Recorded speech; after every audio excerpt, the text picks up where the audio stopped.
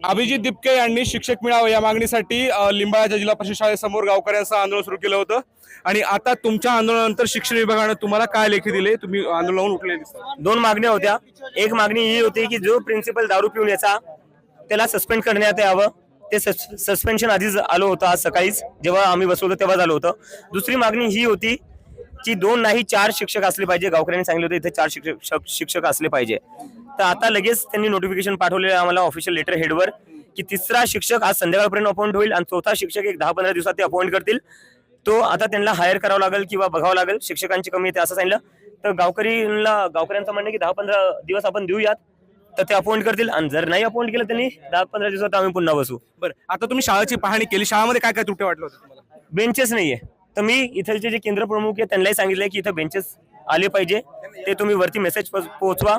Benches असले पाहिजे आणि इथं जे थोडं सफाई कर्मचारी असले पाहिजे. टीचर्सला स्वतः येऊन सफाई करावं लागते, तर ते नाही झालं पाहिजे. टीचर्सचं काम आहे शिकवणं. तुम्हाला लेखी दिले, काही वेळ थांबा म्हणताय, जर वेळेत मागणी पूर्ण नाही झाली तर काय? नाही पूर्ण झालीये. तुम्हाला आश्वासन दिलं म्हणताय ना, काही दिवसाचा वेळ मागितले त्यांनी? ते 4थ्या टीचरसाठी तिसरा दोन शिक्षक होते. ठीक आहे, गावकऱ्यांचं म्हणणं होतं 4 शिक्षक असले पाहिजे. ते म्हणले आम्ही अपॉइंटमेंट करतोय.